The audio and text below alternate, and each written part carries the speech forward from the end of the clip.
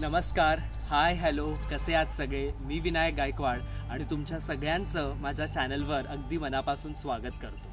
आम्ही सध्या गोव्यात आहोत आणि जर तुम्ही गोव्यात आहात आणि जर तुम्ही गोवन करी खाल्ली नाही तर काही मजा नाही. तर आज मी तुम्हाला माझ्या चॅनलवर खास गोवन फिश करी दाखवणार आहे. सो ही फिश करी कशी करायची आणि कशाबरोबर ती खूप छान लागते आज आपण शेफकडनं जाणून घेणार आहोत. जसं तुम्हाला माहिती आहे की नेचर्स नेस्टच्या शेफबरोबर आपण ऑलरेडी 2 व्हिडिओज केलेले आहेत आणि आजसुद्धा ते आपल्याबरोबर असोसिएट झालेले आहेत आणि आज ते आपल्याला खास गोवन सफरवर घेऊन जाणार आहेत. म्हणजेच आपल्याला त्याच गोवन फिश करी दाखवणार आहेत. तर अजिबात वेळ न घालवता आपण सुरुवात करूया आपल्या गोवन फिश करीला आणि त्यासाठी आपल्याला कोणते साहित्य लागतात ते बघूया आणि आपल्या रेसिपीला सुरुवात करूया. सो मंडळी, आपण करतोय गोवन फिश करी. आपल्याबरोबर पुन्हा आहेत शेफ दीपक, नेचर्स नेस्ट गोवामधून, आणि आज ते आपल्याला गोवन फिश करी दाखवणार आहेत. सो पुन्हा एकदा तुमचं चॅनलवर स्वागत. आणि गोवन फिश करीसाठी आपल्याला काय साहित्य लागतात ते बघूया आणि आपल्या रेसिपीला सुरुवात करूया.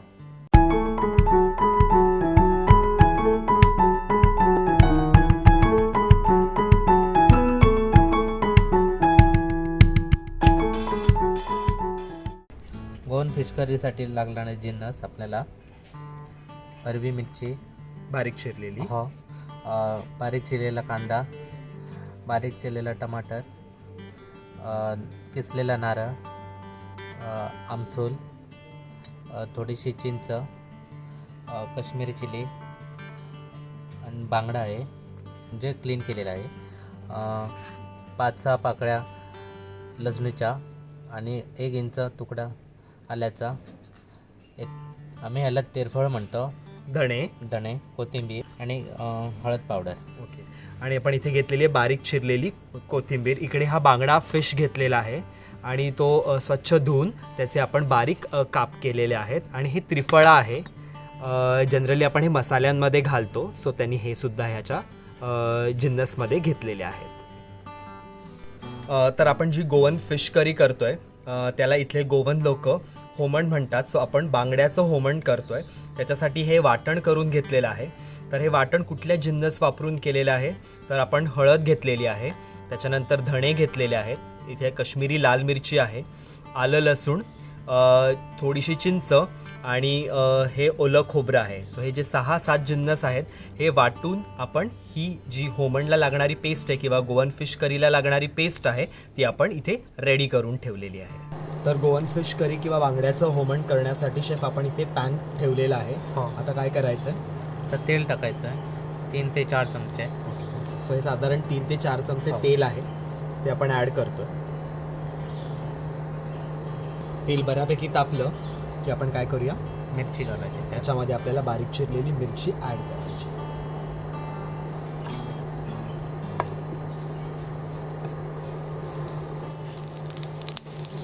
शेफ, जे बांगड्याचं होमण आहे ते आपण भाताबरोबर, भाकरीबरोबर, कशाबरोबरही खाऊ शकतो, बरोबर ना? हो. मिरची आपली व्यवस्थित फ्राय झालेली आहे. आता आपण काय घालणार आहोत, आता कांदा घालू. हो. कांदा ॲड करतो. कांदा व्यवस्थित आपल्याला फ्राय करून घ्यायचा आहे. त्याच्यात काय ॲड करायचं शेफ आपल्याला, आता टमाटर ॲड करू. जरा होऊ दे अजून कांदा. जरा ओके, अजून कांदा थोडा मऊ होऊ दे, मग आपण टोमॅटो ॲड करू. तर तुम्ही शेफ जी ही कामं आहे ते तुम्ही किती वर्ष झाली तुम्ही हे काम करताय?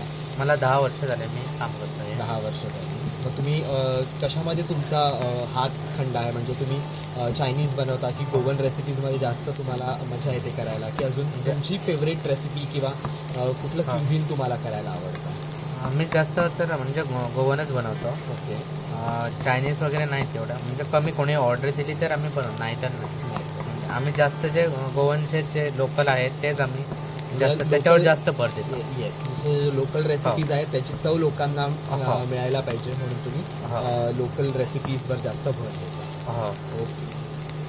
आता टमाटर टाकू. हो. सो आपण टोमॅटो ॲड करतोय बारीक चिरलेला. सो कांदा आणि टोमॅटो बऱ्यापैकी मऊ झालाय. शेफ, पुढे काय करायचं आहे?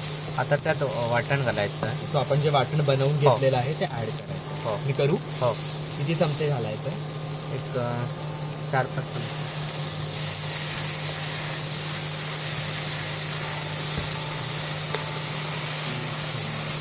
5 चमचे वाटण मी ॲड केलं आहे. वाटणाचा खूप छान अरोमा येतो. तिरफळ पण टाकायचं. ही सगळी तिरफळा घालायची. हो. सो आपण आता तिरफळा ॲड करतो. पाणी घालायचं. आता आपण याच्यात पाणी ॲड करतो. मला सांगा किती जण. बस. सो तुम्हाला त्या ग्रेव्हीची कशी कन्सिस्टन्सी पाहिजे त्याप्रमाणे तुम्ही पाणी ॲडजस्ट करू शकता. सो व्यवस्थित उकळी आलेली आहे आपल्या वाटणाला. आपण आता बांगडे ॲड करूया. हो. त्याची घालू. हो. सो साफ करून बारीक चिरलेले बांगडे आहेत. चवीनुसार मीठ ॲड करतोय आपण.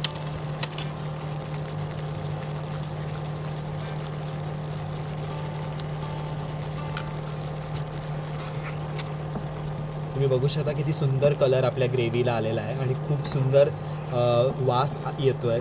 खूप सुंदर खमंगपणा येतोय त्याच्यातून बाहेर. असं वाटतंय कधी खातोय असं झालंय.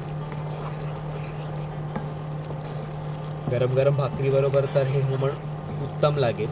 शेफ आता आपल्याला काय घालायचं आहे? आमसूल आहे. ओके. आपण कोकमाचा आमसूल घातलं आहे. सो तुम्हाला कितपत आंबटपणा हवा आहे तुमच्या करीला तितपत तुम्ही ते घालू शकता. शेफ तुम्ही 3 ते 4 घातल्यात. हो. आणि थोडी वरनं कोथिंबीर आपल्याला घालायची. सो आपली गोवन फिश करी किंवा बांगड्याचं होमण रेडी आहे. आपण सर्व करूया शेफ. हो.